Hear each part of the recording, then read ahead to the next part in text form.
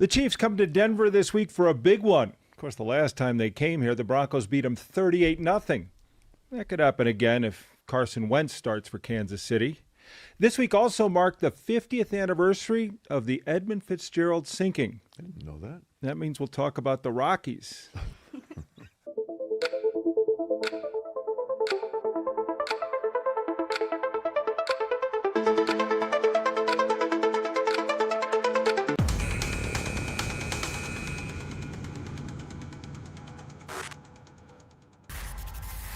Little known fact among us, we made a pact that as long as the Broncos continue to score less than 20 points a game, we'll continue to do this show. So we're going to be on for a while. Hi, everybody. ATH, Ron Zapolo, Tom Green, Woody Page.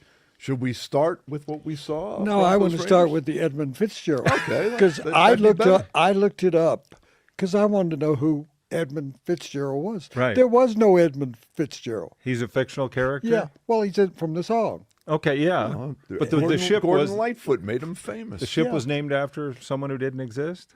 Unbelievable. That's more. I mean, two things going on: Edmund Fitzgerald 50th anniversary, and we have shipping crew. lady that produces the show, and her father's birthday is tomorrow. Oh, my goodness. So the two big things for this week. Now on to the Broncos. They have their little extra time, and the offense should spend it taking a look at how to be better because that was hard to watch. And we've seen some other games since. The Monday night game also was a struggle to see teams in the National Football League really having a hard time trying to score points, trying to look efficient, trying to look like you're trying to score points. Well, as we said on the betting show last week, I hope you took the Broncos and took them on the money line because if you laid the points, you were upset. Again, this is 2 weeks in a row now where the Broncos, offensively, this is not sustainable, and it looked to me, watching the game and then listening to him after the game, that Bo Nix has lost his confidence. I don't think that's true. I think he's lost his way, Well, which same is different. thing. Well, it's a different.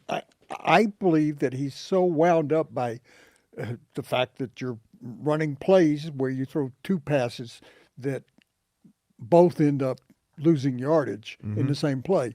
Worst trick play I've seen since the Colts did that. Worst timing for a trick play that I've seen in years. 3rd and 1. Team averaging, 60 yards Remember a the carry? Colts on 4th down and they had the 14 snap, the guys. two guys. Yeah, but here's why I think he's lost his confidence. Because I thought last year, the one thing I really liked about him was he quick decisions and had confidence, knew where to put the ball. He looks to me now on every throw like he's unsure of where it should go. And that to me I think it's a confidence thing. Well, he's moving to places where everything has changed because he does escape the pocket quickly. We've seen that. That's usually a recipe for disaster for quarterbacks. He's leaving the pocket quickly, and then it's not a scramble, a quarterback scramble. It's just things get scrambled, and he turns into a guy who goes too fast. It just seems that he can't define what he wants to do and do it. Odd that in training camp during the offseason that both he and Payton said that he didn't have to diagnose the play before he did it, that it had come naturally to him. And it looks like it's not coming naturally to him because I think that Payton is giving him two options, which is what coaches do, and he's still thinking about which option. But I also would like to see him, don't want to make comparisons, he's not John Elway, he never will be, but John in the early years would immediately go to the run if the pass wasn't there. And we saw that out of Bo Nix last year. He's not doing it unless he's just pressed into it. And that's a major part, I think, of his game. Their offense because they don't have a running game still. They're not utilizing that as they should. But I watched the game last night. It's 10-7, and you go, what is going on in the NFL about 44-24, the Broncos? I think quarterbacks in general are playing there are two things that are really bad that can happen to quarterbacks, sacks and turnovers. And I think you have quarterbacks now playing with a certain amount of fear. things are not going to get easier for Bo Nix with Steve Spagnuolo and what he will probably have drawn up this Sunday when the Chiefs come to town. But I think he's right about one thing. It is a bad look for the NFL when on these national TV games, like Thursday night and last night, it's 10-7. They've done all they could. They make the rules for the offense. They've done everything to make it better, and they still can't score. Just one more thing on Bo Nix. I think it makes it worse when Caleb Williams and especially Drake May are ascending the way they are, and they are carrying their teams, especially Drake May. And Bo Nix, who got deservedly so a lot of credit last year for being a rookie and leading this team to the playoffs, he's obviously regressed while the rest of these guys in this class have seemingly gotten better. How much that's the player, the quarterback, and how much is the coach? You know, you have Ben Johnson and Mike Vrabel coaching those other Absolutely. two guys. But is Sean Payton in the way of his development? Of Mike Vrabel coaches the Patriots, but Josh McDaniels, who is the best coordinator in the NFL, is coaching the quarterback. He used to coach here, remember? Yeah, I do remember that. Sean Payton is the Svengali here. He has complete control over everything. And by the way, when the press asks Sean Payton about the 3rd-and-1 call where you pitch it out to Cortland Sutton and try to have him throw, and he says, well, all plays are good if they work. Yeah. I don't need that as an answer. The answer is, we all got to be better. Starts with me. We scored 10 points. That wasn't my best call. But the bigger picture is, how do you feel confident now about the Broncos going forward? I don't feel confident about the Chiefs. I don't either. Playing the Chiefs, and we know what Mahomes is going to bring to the game in terms of he's not going to be under pressure, under stress. I should say under stress. He's under pressure a lot, but he handles it Yeah. well. He doesn't handle it as stress. That he can go to the line when other teams, and it was mentioned last night, they'll come up as 4th and 1, and all they're going to do is try and take the other team into an offsides play. But Mahomes will do 25 seconds and then run the play. Yeah. Well, why don't you do more of that? If you're going to do something that's kind of tricky, I think that the worst thing that ever happened in Sean Payton's career was that onside kick working against the Colts and Peyton Manning, because he thinks he can come up with plays that nobody else can figure out because either surprise, like he did with the Sutton play, which was just total cluster. Yeah, mug. yeah. You can say it, I guess.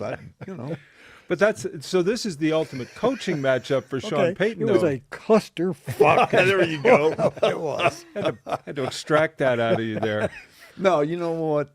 The Chiefs are going to come in way more desperate than the Broncos. They're 5-4. They absolutely have to win, or they have a chance of not making the playoffs. And on top of that, I look at the Vegas line in this game. The Broncos have tied for the best record in the NFL. They're a 3.5-point underdog at home. So the wise guys who know are telling you who the better team is. And on top of that, Andy Reid in his career off a bye, 21-4. Pretty good. That's a big enough sample pretty good. size.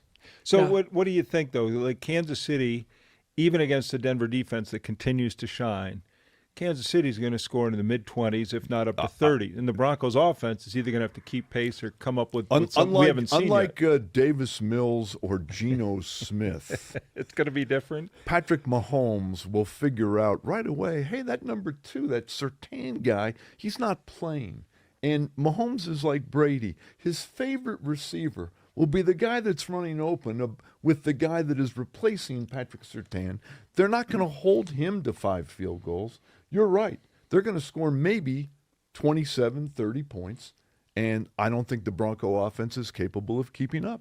Oh, but don't you think, saying this sarcastically, that if Sean Payton keeps bringing in old tight ends, that he can find one that can compete against the guy that's going to be on the other side for the Chiefs, that is still playing to maybe not the greatest Still season pretty of close. his career, but he knows he and Mahomes know exactly what each other are doing, and on the Broncos side at tight end, nobody knows what any of them are doing because we had the quote joker, which I hated from the beginning because we already got in Denver A joker. a joker. He hasn't been a joker. He hasn't been a deuce. He hasn't been a tray. He hasn't been anything. And they bring in a guy that's 42 that's hadn't played in 2 years or Well, if Sean whatever. Payton were to call his mentor, Bill Parcells would tell him this game needs to be short. Yep. You need to run the football. You Think need to he'll do rely that? on your defense. And you Think he'll need. do- Well, I don't know if he always talks about running the football. They do seem to be successful at running the football. They don't seem to stick to running the football. And it'll be interesting because then it also becomes a matter of another glaring weakness for the Broncos, their special teams. They're going to have to but you're win right. the field They war. don't run the ball near enough, and you're spot on. If you're going to play the Chiefs, what do? You shrink the game. You give the Chiefs less offensive possessions. I'm not a brilliant guy, but I know the way to do that is to run the football. And Sean Payton, for whatever reason, talks the talk about running the football, but he never does it. It's tough on Sundays. Mike Shanahan and Dan Reeves are up for the Hall of Fame again this year. And I think one of them will get it, and I think it'll be Shanahan. What is the difference between Mike Shanahan, Dan Reeves, and Sean Payton? Dan Reeves loved to run the football. Yes. He would run the hell out of the football. Mike Shanahan is known as a great passing guru, Right. like Peyton supposedly is. And he ran the football, but everybody that played for the Broncos, even if they were tight end or an offensive tackle, got 1,000 yards rushing every year. It didn't. You'd say, really, this guy got 1,000 yards rushing? I mean, not only was it Terrell Davis, but he ran the ball effectively with that brush back where they Zone blocking. the zone blocking With Alex and Gibbs. freezing the outside. He was doing that. They're not getting to the outside with this team. They're not doing it. There seems to be no, I hate this term, rhyme or reason for exactly what he's doing with the running game. There isn't. There isn't. And you It's want to know hoping another that- difference, Woody? Mike Shanahan, even though he was the, quote, mastermind, he didn't mind at all running the ball 30, 35 times a game. Didn't bother him. I don't think he felt like his ego needed to be massaged by throwing it a ton. I don't get that same feeling from Sean Payton. Well, he also, Mike Shanahan, when he was running the ball, also had better quarterback play than Yeah, he what Bo did. Nix is. Yeah, a right little now, bit Bo better. Nix is a young player still developing and is still yet to touch the levels that the quarterbacks who play for The Mike question now Shanahan. maybe becomes, because I heard somebody ask me that this week, is Bo Nix the guy going forward? He well, will Mark be this Kisla, year. our friend, who's a columnist in this town for a long time, suggests that they get Bo Nix out of the lineup and put Stidham out there. And if you go back to, it was preseason, he played extremely well. And he seemed to know the offense better. It seemed to be more comfortable. Do you actually, I'm asking the two of you, do you even consider putting No. him The into reality a of that, No. though, the reality of that also gets back to something you alluded to, and that would include the head coach saying he was wrong. And that's not going to happen. That's why I say no. Sean Payton and Bo Nix are tied together. Huge game on Sunday. Hey, the Rockies made a move. But you're wrong. Uh-oh. Jerry Lewis and Dean Martin did break up. They did break and up. they were the same as Bo Nix and Sean Payton. Lennon and McCartney went their separate ways. It does happen, but it takes time. Martin and Lewis didn't break up in the second year of their partnership. No, They had to get to the top. Yeah. Let's go to the Rockies and the hiring of Paul DePodesta.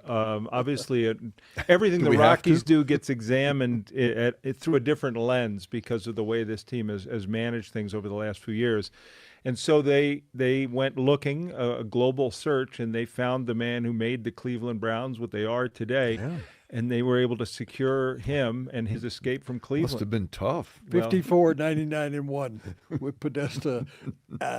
I've talked to people in Cleveland, they're friends of mine, columnists. That doesn't make them right because I'm not. But they said, we could never figure out what his role was because, first of all, he never moved to Cleveland. He's in La Jolla, Yeah. where the Chargers train. right there by the golf course that used to be the Andy Williams Open. Torrey Pines. That's where he lives. But that's his best decision that he made with the Browns was to not live in Cleveland and to stay in La Jolla. That's a good decision. But there was a song when I was in college, and this has no reference really that fits, but when they announced him, I said, "You got the right string baby, but the wrong yo-yo." That was a song in the 60s. Remember that? Yes, you got the right guy, but you got him 20 years after you should have gotten him. That when he was doing Moneyball, now he's not doing any kind of ball.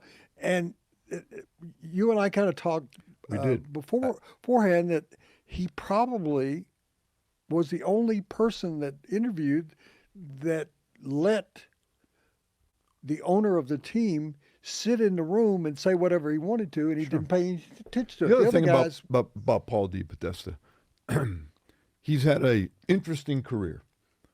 You can't convince me that in a decade away from baseball, that he's followed the game closely enough to be up to speed this week at the general managers meetings. There's no way. That's an impossibility.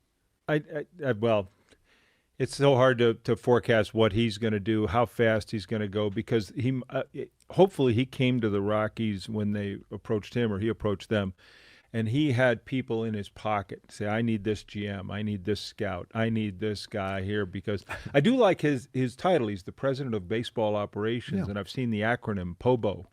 So, but he's in a sport, and he knows this. He has to move fast. It goes fast. It's already going. It's going. Yeah. I mean, you don't have time to catch up. Here's the situation that would make it comfortable for the general managers meeting and the owners meetings that are coming up, is that if you get Thad Levine, who has been up till now, he was fired by he left the Twins after the 24 season, but he's had a podcast about baseball, and he's current. I don't know whether this makes any sense. He and Podesta are from Alexandria, Virginia, and they played soccer as kids. They've never been on the same baseball team or really worked together before, but do you go get a guy that has been a part of it? I think if it's not Levine, that you get somebody that's coming straight from another baseball role. If DePodesta does everything right, manager, hires a GM, decides on a manager, or the GM decides on a manager, they make some roster moves, the ceiling for immediate impact on the Rockies, they still are going to lose 100? Yes. I mean, I don't know where you can suddenly find those other 20 wins what about they a need. couple of guys? Let me mention a couple of guys. And I put this, I think, in my column. Bochy. Bruce Bochy, sure. Won a World Series recently. And Bob Melvin, who is considered one of the great managers of the last 25 years or something. Can they do enough to make a difference, even though this team is bad? Yes, they would make a difference. Only one proven manager has come here. I mean, Bud Black had managed quite a bit, but one proven winner manager came here, and it was Jim Leland, and he stayed for about an hour. So I mean, like, if you're really good at this, do you want this job? That's what I think is hard, especially if you're I don't know Bob Melvin, Bruce Bochy. Okay, I mean, you're taking on a 4-year project. Bruce Bochy is 70 years old. Yeah. This is not the kind of situation he would want to come into. I don't Bob think so. Melvin's a little younger. Maybe that's different, but you'd have to get somebody. You're in your 70s. You came into this situation. I did. It could be, but I can walk away. It could be at a any 4-year or a 4-week. I have an out in my deal here. Hey, so the Rockies, we expect to continue to struggle. I think they'll be I thought this year was a very interesting story to watch them, pursue a record for most losses. Because it's hard. It's hard to do. It's hard to be that bad. You know how many teams have lost 104 years in a row? I mean, it's like the Senators and the Mets of the '60s. It's really hard to do, and they're on that path. And I think they've lost 500 games in the last 5 years. Right, and their fan base continues to turn out. Like Washington, the Senators had to move because they were that bad. Do you really think that the Rockies have a fan base? Yeah. Well, describe the fan base to me. Well, they remind me of people love the stadium. Well, now you're getting into it. Yeah, they like going to the ballpark. They turn out. They don't have a fan base. They like the They don't party have a deck. fan base. They listen. They They lost- have no ratings on television. If you go to Coors Field, it's predominantly people rooting for the Dodgers or the Cubs or whoever's coming in. And on top of that, I would be willing to, and I can't prove this, you could take a survey any night at Coors Field, and the overwhelming majority of people there couldn't name you 3 Colorado Rockies. They're just there for a night in Lodo, a couple of drinks. It's fun. You get to see Shohei Ohtani. They're not. The Rockies have killed, and I know it's not. But that's dead. the plan is to I just don't think you snap your fingers and you get it right back. No. I just don't. Maybe I don't see it. A guy wrote me and he said, "Why don't people stop going to the games, and that'll make them sail Sunday?" We've heard it 500,000 times, and I said to him, "Rockies fans have stopped going to the games. Yeah. If you want to make the Dick Monfort sell the team, you have to go to the people who are fans of other teams. They're the ones who are keeping or the Rockies fans propped in up. Nebraska and Utah and Sure. places, region. They come for the But weekend. yes, what they're doing is the same thing that my family would do when I was a kid. Go to St. We go to Louis, the right? circus once a year. We take the train to St. Louis to see the Cardinals once a year. That was our team, my Same deal dad's here. team. So that's what they're doing in Nebraska. That's what they're doing in Utah. That's what they're doing in New Mexico. That they're fans of the Albuquerque Isotopes, and they go, well, let's go up and see the boys that play Major here. League. Yeah. So it's an unusual situation where you can say Rockies fans should stop going. They have stopped going. They're not watching it on TV. They are not going and sitting in their seats, because the only reason why you look on a Thursday when it's getaway day and you see that there's maybe 1,000 people in the stands, but they're saying there's 16,000 because I have proof, because I'll tell you how the proof happens. They have to give the actual attendance to the city treasurer. Right. So I have people in the city office, and they say, man, the numbers they give are just totally Carl made Scheer up." era. Yeah. The old Carl Scheer trick. Yeah, So if you go, let's say, a mile or two down the road, you're going to see Ball Arena and Empower Field.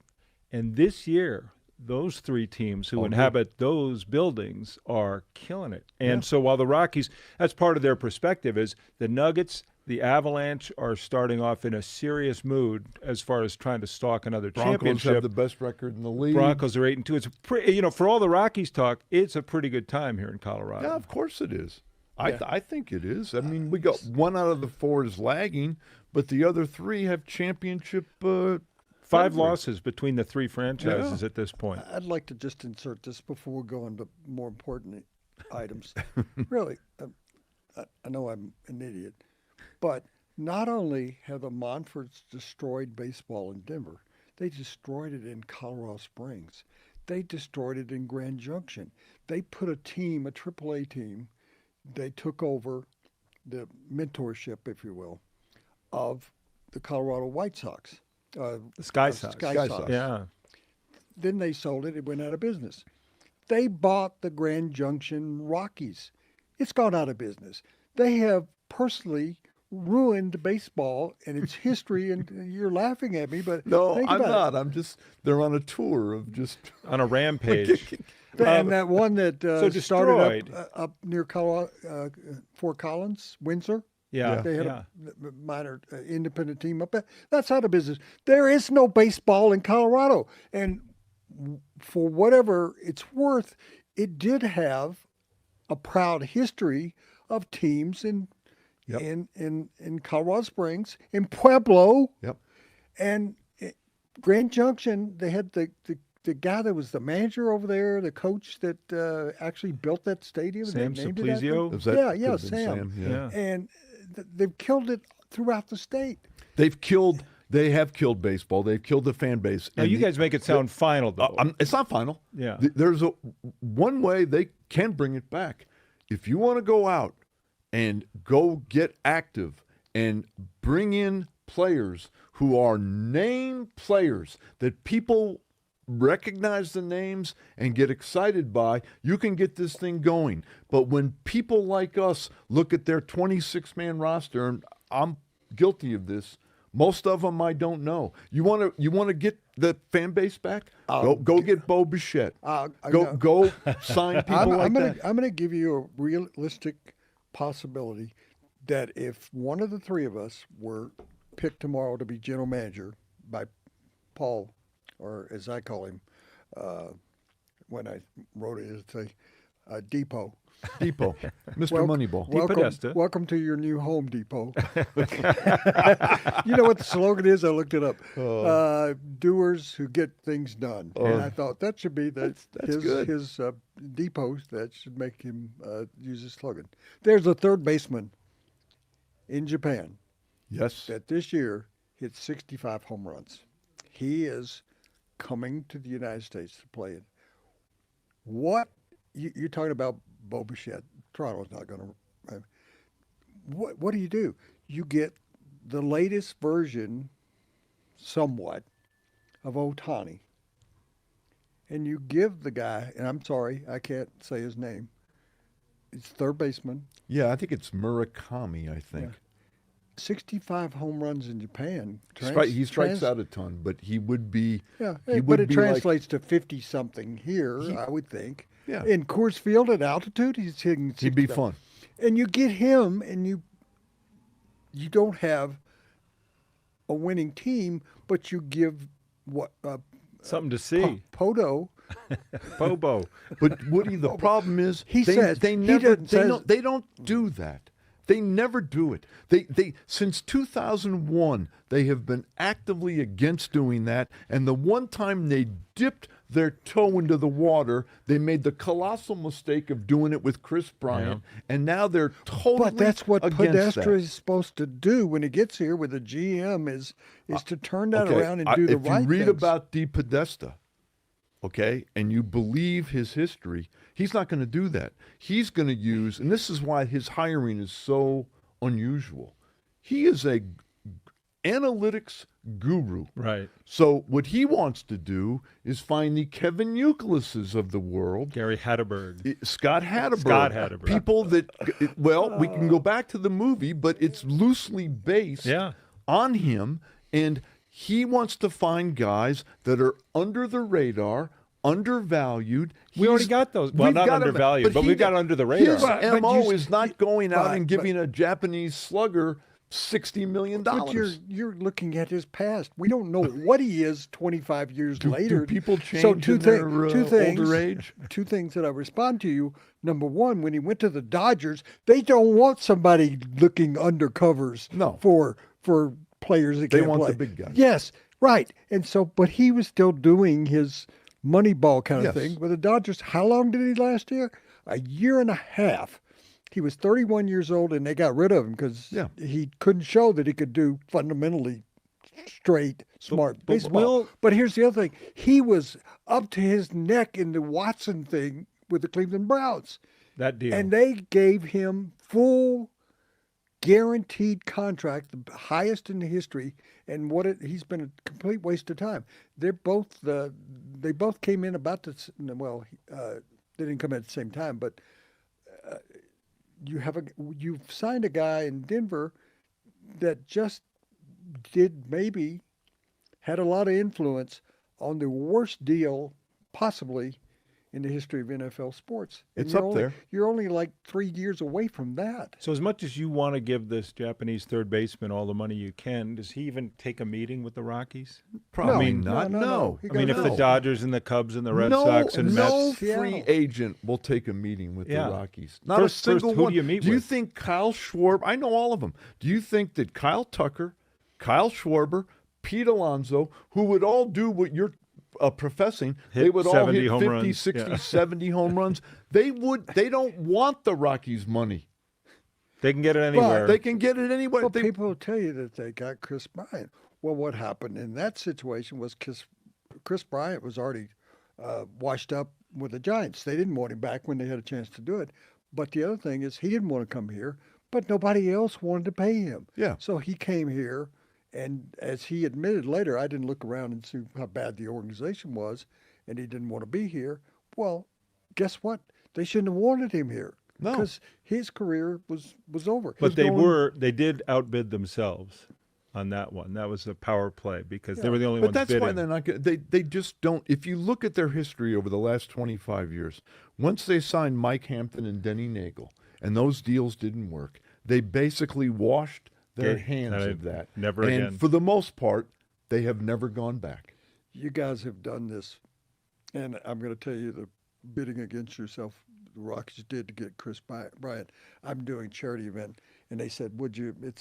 I think the top silent auction item was a trip to Cabo or something, and airfare. And they said, "Would you get it started, even though you're the MC?" And I said, "Sure."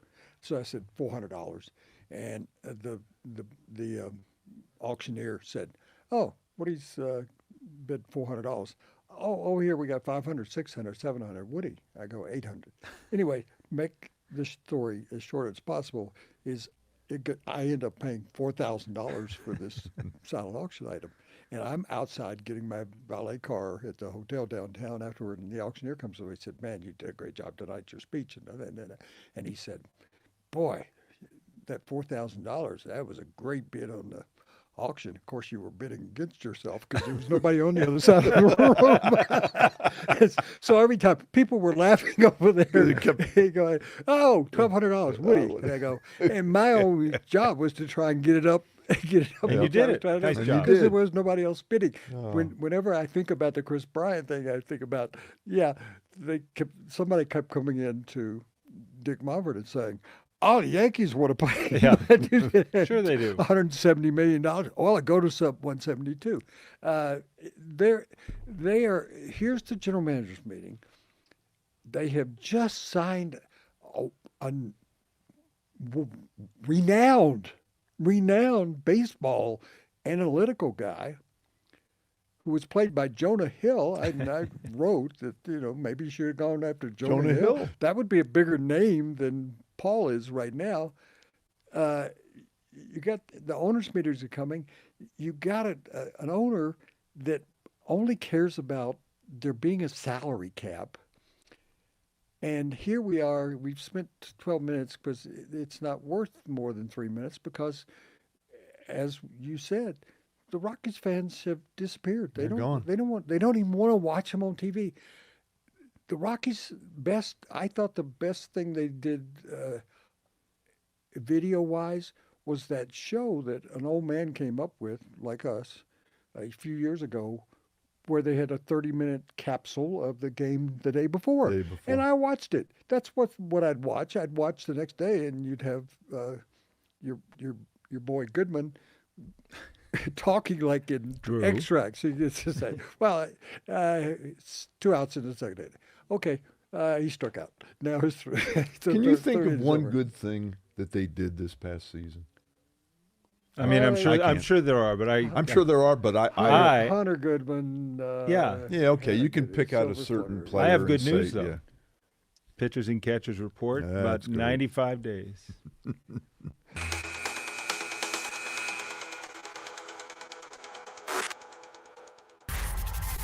Welcome back to After the Horn, of course, a product following Around the Horn, which really made Woody Page famous. But the premier player in Around the Horn history is kind enough to join us now. Sarah Spain is taking time. Most of the people who worked with Woody, Sarah, won't come on with us. But Yeah, that checks out.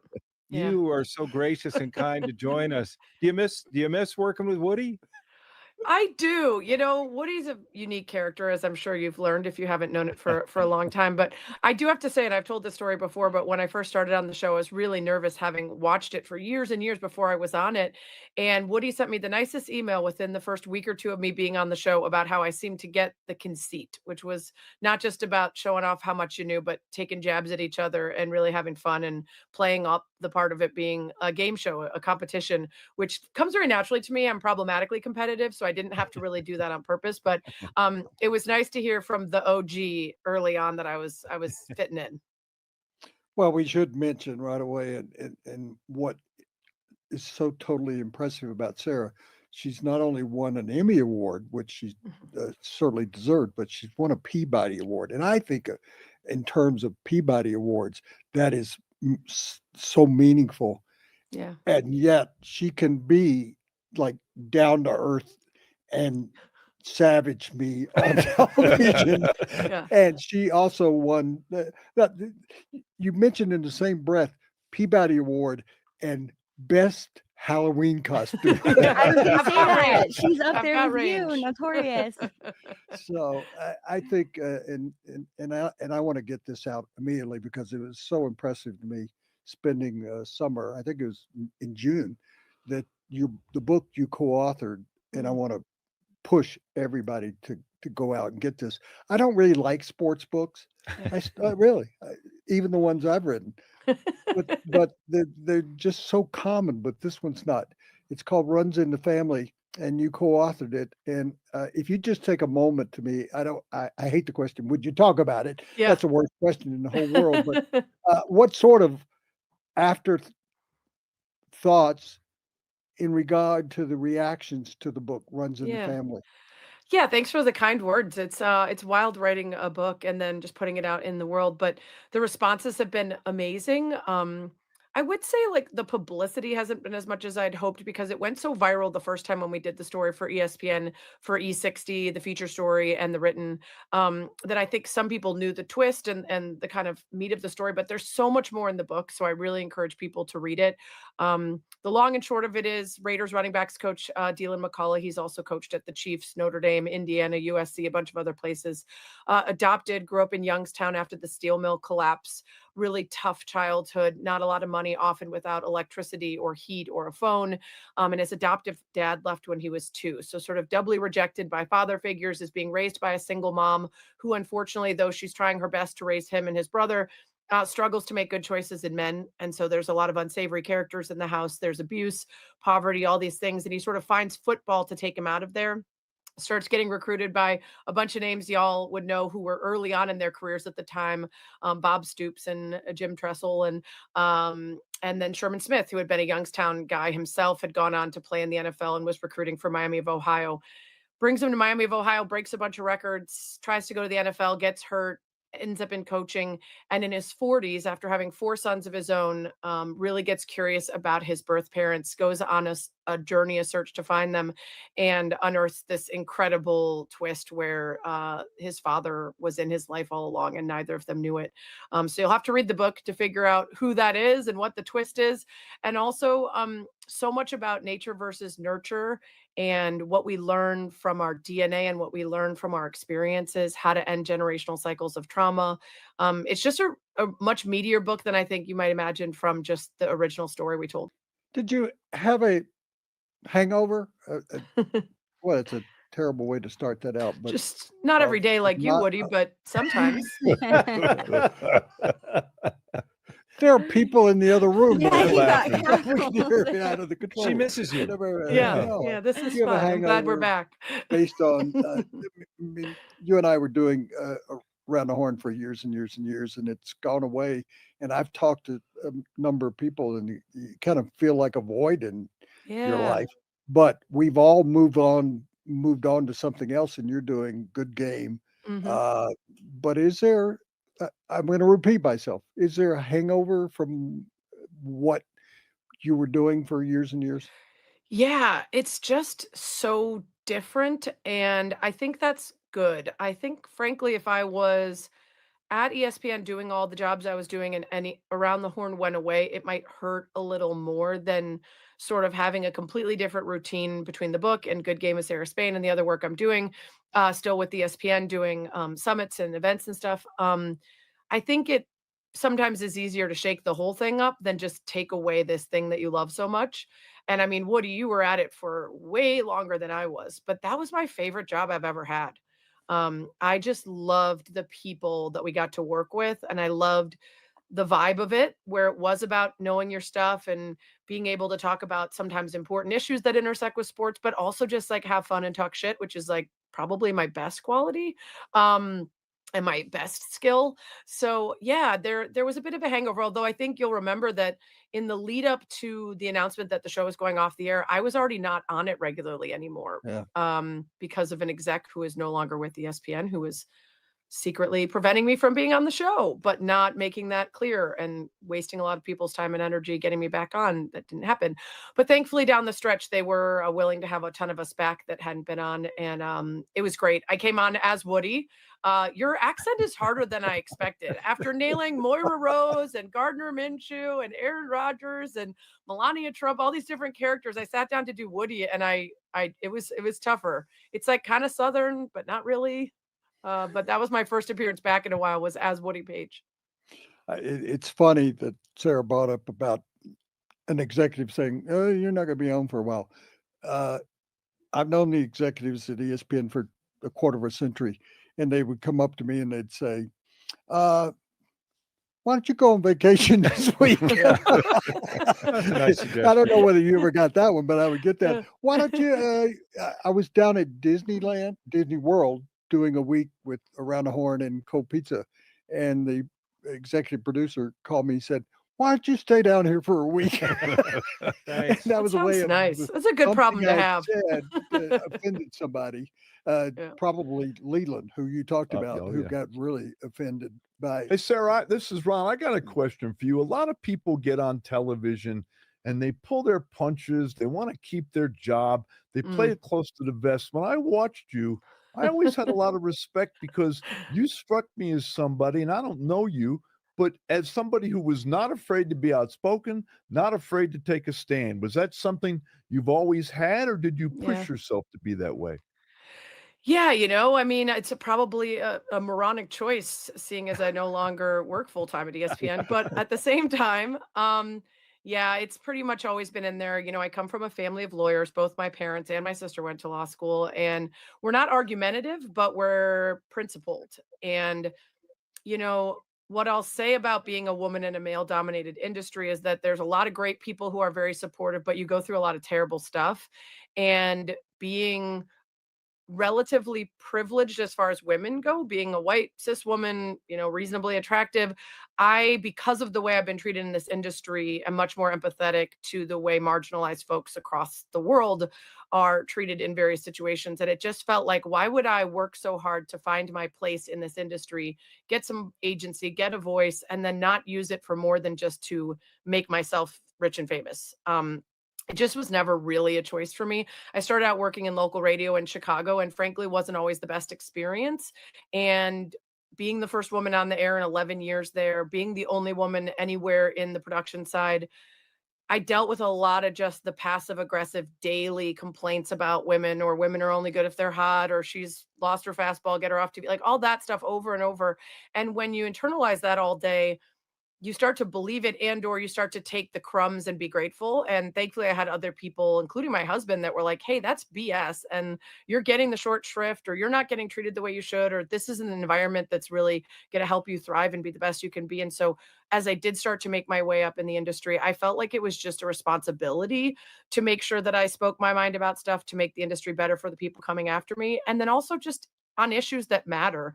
What's the point of being given a platform if you're going to couch your real feelings on things in order to protect your paycheck? In my opinion, I think that's just kind of bullshit. And if you're not good at speaking on issues, and if you're not eloquent when it comes to intersections of social issues and sport, then, by all means, go talk box scores and who's the MVP 7 months in advance. But for me, I think I would feel guilty making a bunch of money talking about sports unless it felt like there was at least something more coming out of it.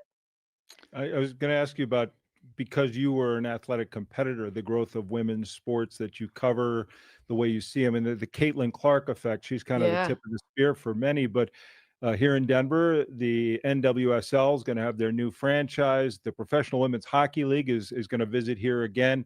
We're seeing growth, and there was always that argument that nobody watches women's sports, and it seems like that is having a very difficult time right now, because people are watching women's sports. And do you like the look of the growth? The WNBA is obviously going to have a very difficult time now trying to get a collective bargaining agreement with the amount of money they do generate and how they share it.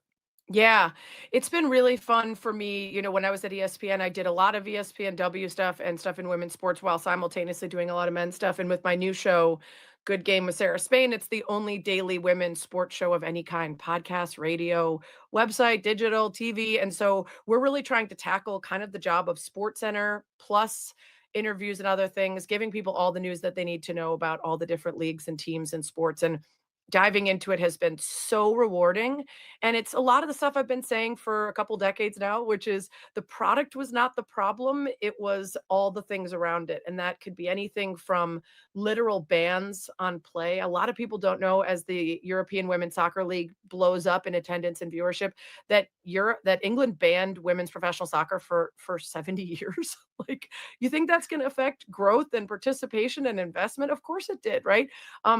So a lot of pseudoscience about women's place in sport and what their bodies can handle. And, everyone said our uterus is going to fall out when we ride horses and run marathons and ski jump and all the other things. As far as I know, I've never heard of a uterus ever falling out, but that was what was always threatened, to try to keep us back in the house, popping out babies. And instead, it's when you look at the media coverage, when you look at investment in leagues, when you look at being treated like a startup, like men's leagues have always been, the idea that the ROI is going to come over a long period of time and not immediately within 1 year, even the way that losses are reported in a women's league versus men's leagues that can fail and bankrupt over and over and still get hundreds of millions of dollars. Like, you add all that together and you have a real comprehensive, nuanced view of the space, and you understand why women's sports have been put at such a deficit. Even things like taxpayer dollars going to men's stadiums while women's leagues have to be funded wholly independently. There's just a lot that goes into it. And so seeing it finally kind of turn this corner the way that it has been incredible. I'm so excited for the NWSL in Denver, because I like any excuse to come to Denver. But also, we just had Jen Millett, the president, on Good Game, and talking about some of the ways that these teams that start now get to be so specific to the city in which they're originating, and so specific to the time, whether that's really cool branding and logos, the plans that Denver Summit has for creating a space without parking. They promised accessibility will be a priority for them, but they will plan to have a lot of folks showing up to games on bikes and walking and, being active surrounding the stadium that they're creating in the middle of Denver. And I think there's just something really cool about the sort of flexibility and agility of women's leagues and teams that are starting now, that are so much more nascent than the men's leagues that carry with them decades of, tradition and expectation and size. It's making for some really cool stuff. I mean, if you look at Unrivaled, the women's 3v3 league that's popped up last year and will be in season 2 in January this upcoming year, they're doing some really cool, smart stuff that other leagues are now stealing from, because they don't have the burden of history to answer to. I found it so funny, having covered the World Cup for women's and the accomplishments that we've had in this country, and then to see Denver Summit is going to play its opening game at a football stadium At and Mile that seats, High. Yeah. 75,000. And I couldn't comprehend that happening. I mean, I could see it at an Olympics. I could see it at a World Cup. But to me, that's a moment that here Denver didn't, how do I put this? Denver wasn't interested in having Right. women's Well, it's sports the in the first professional WNBA or, women's team there. pardon me? Yeah. And to see that this could be generated into such a great addition to the Denver sports scene in Colorado, because Colorado is known for women's sports, but it's And women's mostly soccer in swimming, particular. and it's Yeah. skiing, and accomplishments in the Olympics. I did want to say to you, I find it funny, and I'm curious if you feel the way. We got accused on Around the Horn, I'm going to say we in that point, of stick to sports. It's LeBron James. Yeah. Stick to dribbling the Shut up and football. dribble. That a lot of people felt like Around the Horn went away because we became woke and stuff. I don't think it's about sports going into politics. I think it's about politics going into sports. Am I making sense to any of you? That Yes. I mean, we have a It's president of the everywhere. United States, Yep. and I'm not going to go too far down this lane, but he wants to be in the press box and talk about Yeah. the sports during it. And I found it was just the opposite of what we were accused of, that when we would get into social commentary, that it was politics getting into social Right. commentary about what's happening with the NCAA, what's happening with the NIH, what's happening with women's sports. I wonder if you have ever approached it from that standpoint on Right. your show. On Good Game. Yeah, I mean, I get your point. It's always been interesting to me how when something is something people disagree on, they call it politics, but anything else that's not straight up sports is fine. But as soon as it crosses into a path where there's a disagreement, it's labeled as politics and it's woke to talk about instead of just being a natural intersection.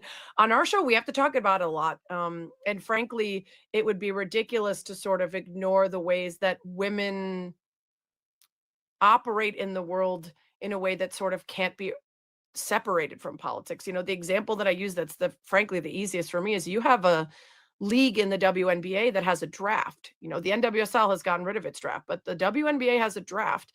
And if you're a player getting drafted to the Dallas Wings, you're getting drafted to a state where you do not have bodily autonomy. You do not have a right to make a lot of your health decisions. And some would say, oh, well, that's only specific to, abortion or otherwise. But if you get pregnant, if you don't know you're pregnant, if you go in for a treatment and something comes up, you're not in charge. And so to be forcibly drafted somewhere and then live in a state where you don't have the same rights as your male counterparts, that's political, whether you want it to be or not, right? There are so many spaces in women's sports that are impacted by the decision making of policy that it's sort of impossible to ignore. We want to get to the X's and O's. We want to tell you about the big games coming up, the stories, which players are dating. That's one of the best, most fun parts about women's sports is you got players that are married on the same team. You got players who are divorced playing against each other, all the other good, juicy tea that we love. But we also are not going to ignore the opportunity to talk about the places where really serious issues intersect with the leagues. And especially now, you're looking at, there's a new Project B Women's League that has a partnership with a group that's related to the Saudis. You talk about Live Golf, you talk about the WTA playing tournaments in Saudi Arabia, in Riyadh. There's more and more conversation that's going to be required with the globalization of sport and with the intersection of some of these groups that are frankly sport washing, that if you don't have, you're just burying your head in the sand. And same goes for, the way that, I mean, look at LSU and the governor trying to insert himself into decision making around the athletic That's director, what the I'm saying. coach. Yeah. I mean, it's to your point is absolutely right. It's politics inserts itself into sports, and then people will have to respond. Hey, Fine. I have a final ahead. question. One word. Bears ? Thriving. We just passed the Packers. We got the Giants coach fired. Ben Johnson is a guy I can believe in. Caleb is pulling off all these last second drives. I know that's not one word, but I got to enjoy it while I can. Listen, as a Bears I didn't say fan, one word I for either got to. you. Oh, okay. One word. Just one word from you. For me. Yeah, I no, I know got to you- enjoy it while I can because with the Bears, you just never know what they're going to do. And lately it hasn't been anything good. So when they're winning, when they're winning games, regardless of how trash they might look in the middle of those games, I'm going to celebrate. Yeah, I meant one word for me because I know you have a bunch of words because you suffered Yeah. badly for years and years, and I thought, well, maybe finally she has something Maybe. good she Fingers can crossed. say and A believe. brighter outlook. Yeah. Sarah, the book is called Runs in the Family, and the daily podcast, Good Game with Sarah Spain. We love that you were able to take a few minutes to reconnect with your old pal Woody and join us Yeah. here. Thanks so much for your time. Love the chance to talk with you. Hopefully we can do it again. Thanks for having me. I really appreciate it. Nice to see you, Woody. Take care. Thank you. All right, Sarah. we gotta grind some gears when we come back.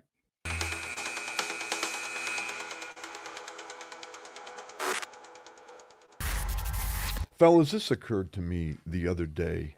I'm watching the Giants and the Bears, and the Giants were wearing their throwback uniforms with the Giants on the helmet, white uniforms, and I thought, man, that looked good. And then I'm watching the Broncos the last couple weeks against Dallas and against the Raiders, and they're wearing the old Denver throwback uniforms. And you know what bothers me? All these teams, and I can go down the list, the Patriots, who had one of the all-time great helmets. Revolutionary War Center. All these teams had great, not good, but great old school uniforms. And because of the almighty buck, we've now gone to all these newer uniforms. And it's not just in the NFL. Baseball is the best. These City Connect uniforms that are just god-awful. Why can't all these teams They make enough money. Why can't they go back to a day when the uniforms were classic, like the old St. Louis Cardinals? One of the reasons why I respect the Yankees, they haven't screwed around with their uniform. The old Red Sox uniforms, the Dodgers uniform still looks great. Instead, we've got a whole country and every sport with just in this never-ending desire, greed to get the last buck they can get, keep changing the uniforms when the classic uniforms are the way to go. It's like new Coke, I think. But I remember last summer, I think it was last summer, Yankees played the Dodgers, which they don't often do, but now with interleague play. And they went out there to Los Angeles, and they were wearing City Connect uniforms, both teams. And I'm going, Yankees, Dodgers. I mean, the classic of classic uniforms. I mean, that's all you want to see. And instead, you see something that makes you think Duke Snyder, led a band. Oh, I mean, I went back to Fenway this summer. They're wearing these awful yellow and blue, look like UCLA Red for Christ's Sox wearing sake. Yellow.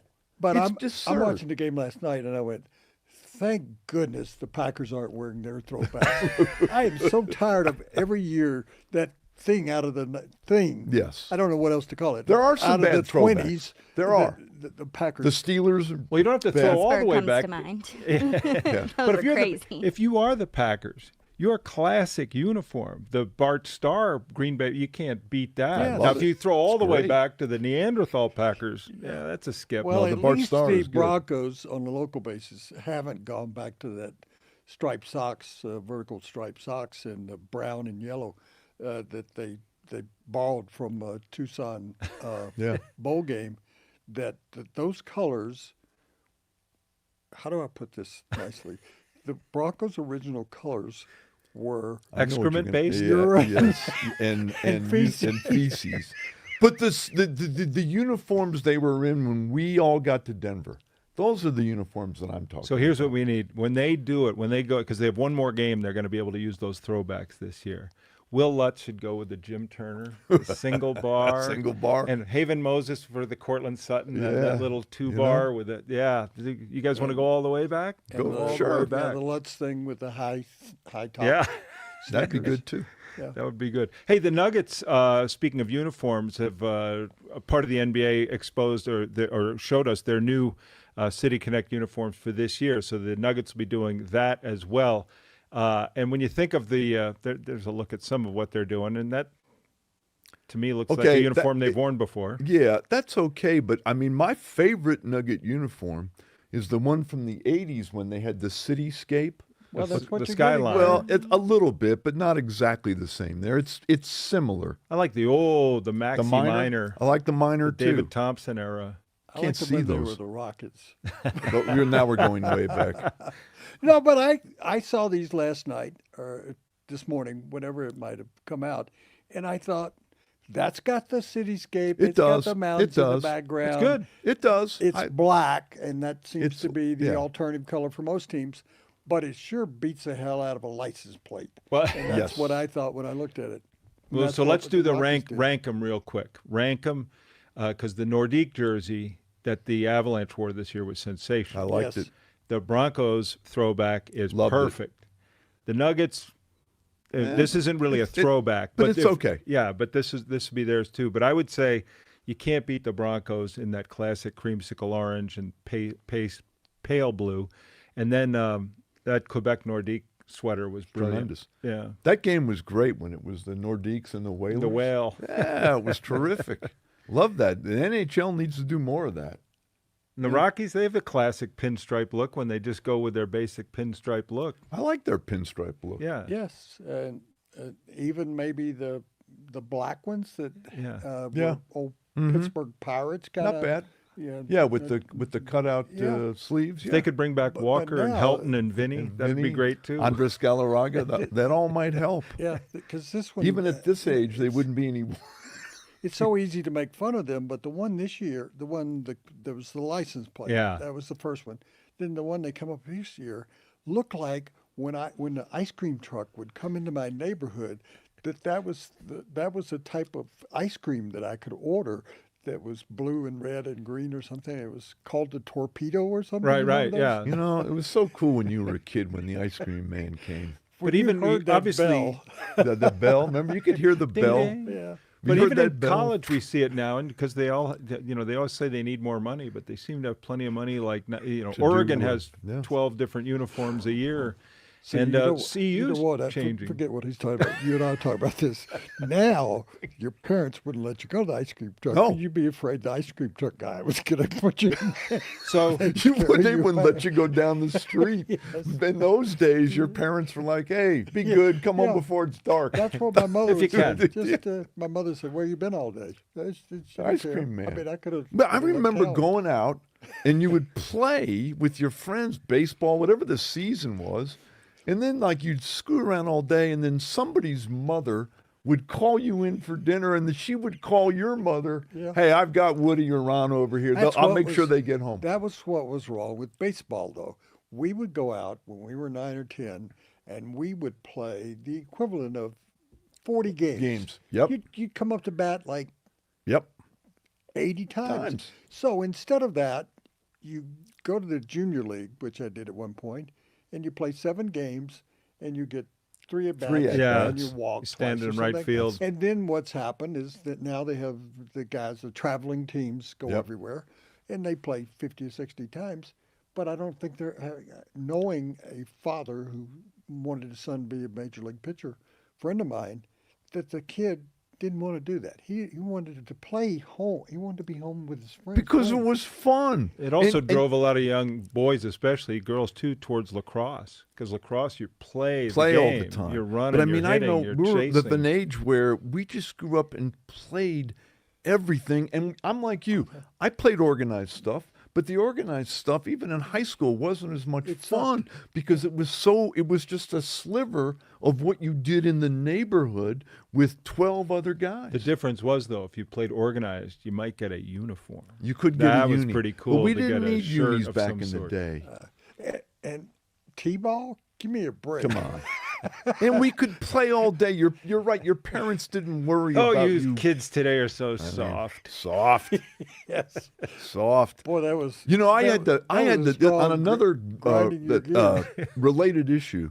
I had to coach my wife up once on how to handle going to a kid's baseball game because she didn't know. And you know, I had one son that played at South High. Quick story, and from the JVs, he got called up as a sophomore to the varsity, and I was so stinking cool. proud. And I went to North High School. I had to take a little detour from my job, and I go over there, and he's leading off, and he fouls off like 10 pitches, and finally strikes out on like the 13th pitch, and I'm so proud of him.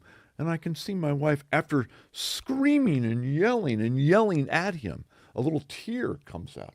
And I said, number one, we don't have that. Number two, we don't scream and yell at the kids when they're playing. We don't want them to look at us. We want them to look out there. And it took a while, but got it. I Figured think it out. The tough guy. I think that's incredible that you went from the uniforms I know.